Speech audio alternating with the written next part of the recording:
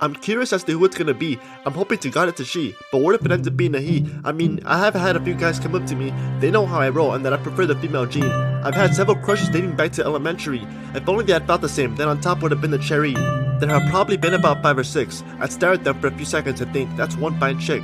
But I've always been too scared and shy, maybe something could have flourished.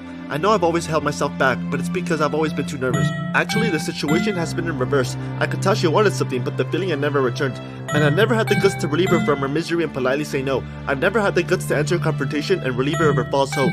So here we are, as fate would have it, sort of I guess, keeping an eye out for the other half of my heart. The person to bless me with a family, a home, giving the push to my part 2 of my life a start. But I'm not dying for this part of my life to happen either. I'm cool, I'm Gucci, I need to focus on moving forward with my life first.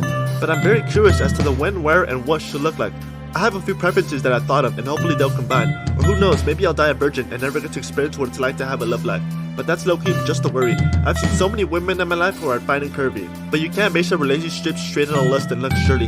There has to be more to it than that. Keep in mind, you're opening yourself up to this person. Your mask is coming off and vulnerability is up front. It could turn out to be a scam. You're exposing your greatest fears and flaws, seeking comfort and acceptance, but instead they laugh.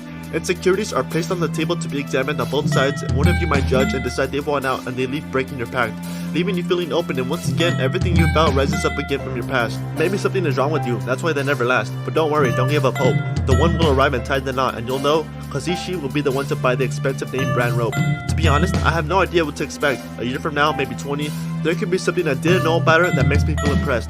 I see them around at the store, at the Walmart, and think, damn, that is one hot tamale, but there is always something that turns me off. Whether it's hairstyle, choice of clothes, or nails that are fucking long. If they suit your personality, that's fine, do you, but oh my god, you wouldn't wear your real nails like that, they look like claws. But as long as they're fake and are plastic, I guess you can wear them all day and they'll be considered fashion. I'm especially into that straight cut, well maintained, some color too maybe, and a bit of makeup. I wouldn't be able to stand it if you always look like Pennywise. Multiple layers of powders and creams, now your face is outside spring lights.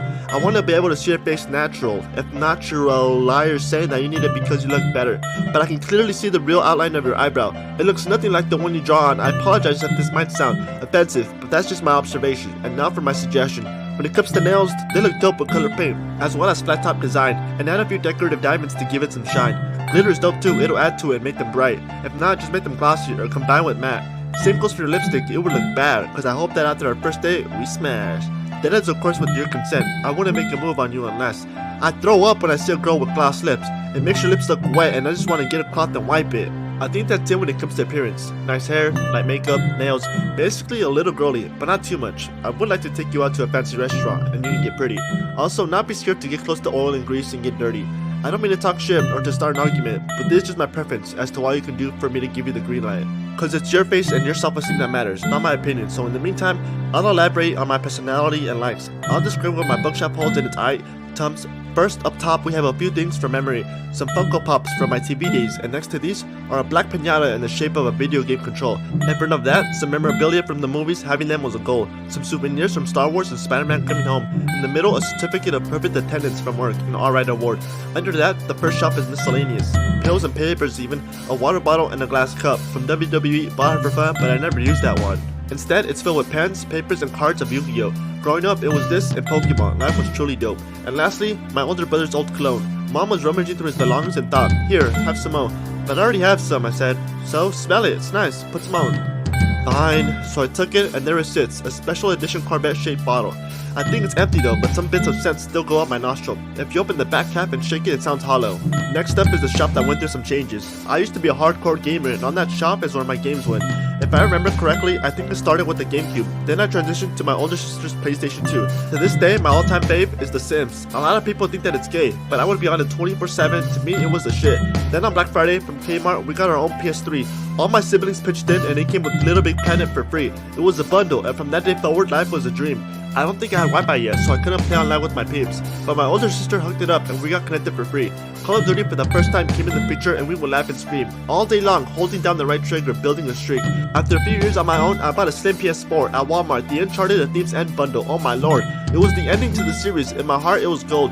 Unfortunately though, that's as far as I would make it. No other console ever came into view. Despite my love for gaming, after my brother passed, that feeling reduced. I guess when he left, that part of me left with him too. No more Face Clan, no more quick scoping, no more drinking some of that G Fuel. I put down the headset, the control, and as for my true identity, well guess what?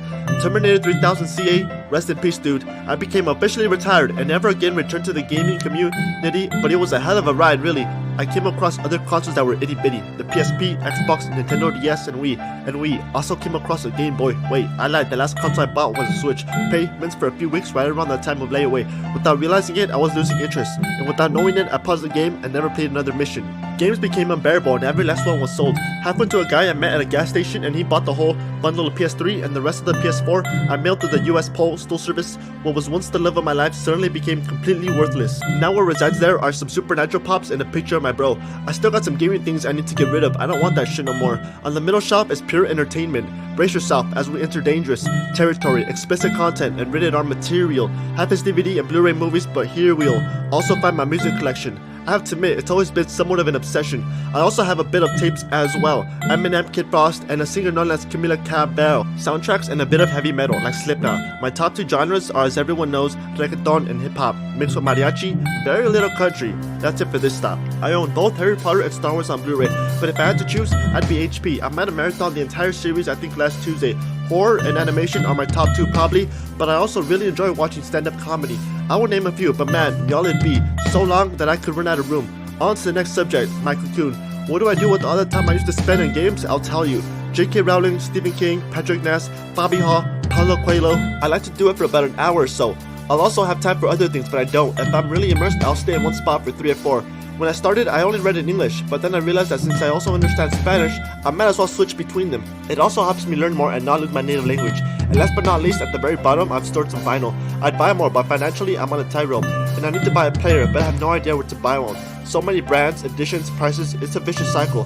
There's my printer which I never used. It sits there gathering dust since I never went to school. A pair of gloves from my days in the fields, hope to never go back, but if I have to, then I will. My walls are covered in a few movie posters. Venom, Birds of Prey, Space Jam 2, and a soldier. A metal suit and Fallout 4 for protection from radiation. An open world game that takes a lot of patience. And lastly, a Tesla banner. Right now I drive a 13 Honda Civic, but I'd rather, in the future, own a car that is fully autonomous. No gas, no oil, no engine, but they cost a ton. The numbers are somewhere in the 100K. Once I'm a millionaire, I'll have the money to pay. I think that covers all there is to know, or it could be the tip of the iceberg and still be much left to explore. As for my family history, to most it remains a mystery, but those who know me know it doesn't give off positive energy. Domestic violence has been in my house since before I was even born. My mom and older sister had it the worst. That's onto whom my dad would unload. It's one of the main reasons why I've never been in a relationship. It's one of my greatest fears is that he'll aim his fist right at her face, and by him, I mean me. I'm terrified to be exactly like him, to be mean. What if it turns out I'm abusive, rude, jealous, disease-ridden, and cruel? If I replicate his behavior and become him, finding myself in the same duel. Bruised hands, police showing me cuffs and saying, you know what we came here to do. A part of me knows I'm not like that, and the possibility isn't even remotely true. But I'd probably kill myself if by some chance one day everything I just explained became my truth. I wouldn't be able to handle reality of what I've become and what I've done. I'd put a gun to my head and let the bullet fly through. I can focus on the positive, but I can't ignore the negative. So much can go right, but so much can go wrong. Here's some basic hints. Abuse, cheating, and loss of interest. Maybe you don't see eye to eye no more. You're done. You go your separate ways. The relationship is finished. X amount of time was wasted on your significant other. It's no wonder one day on your phone you're labeled lover, and the next day you no longer want to see that unfaithful motherfucker. Or you last, you get married and have a kid. But the tables turn and one day he chokes you at the crib. Your son sees this, he's scarred for life and he's only a kid. You face a lawsuit, a divorce, but you want custody of your son. But in the future, more of your ex's bullshit will come. 2 lovebirds with a baby who got married. Now divorced, a traumatized kid, and that memory will always be scary. But you can't forget the twist. Visitation rights, plus the father still wants to see his kid. He loves him, that's his blood. But now 2 different worlds are mixed. Both parents start new lives, have more children, and in the midst of all this is the original, the first, and a part of him feels ditched. He knows he's loved and that he's welcomed. Wait, where's that smell coming from? Cupcakes, they never did that with me. I know it's silly. I love my half-sister and brother, but sometimes I want to scream. My older sister told me this is her story, not mine. I shouldn't be afraid to go out and put myself in a position for a girl to find. In my life, I've had 2 major crushes, and to each, I never said hi or looked them in the eyes. I ignored them, but made it obvious how I felt. These crutches that I put on myself never came off. I wanted them on me, too scared to take them off. Too scared to make a move until one day she held hands with another boy and the interest was lost. That went on for 4 years, from elementary to high school. I would never take action because I was always consumed by fear. I guess you could say I was in love, but the way I acted made it seem like between us feelings there was none. But at this point in life, I don't have time to waste. I've learned from every single and each of those mistakes. Even if I may not feel suited right now at the time, I would like it someday. But in order for that to occur, there are several things I take into consideration that we observed. FYI, I'm a bit childish, but I do think I am mature. If you're a bit childish, you get down to business when the situation requires it, for sure. I wouldn't want that high school romance either. Losing sleep, talking on the phone until 3 a.m. and my eyes hurt. Nor that late night texting and final goodbye where you go back and forth. Jesus Christ, where not little kids or teenagers who are matching shirts, shoes, and visors. I got bills to pay, insurance, food, gas, and some rent.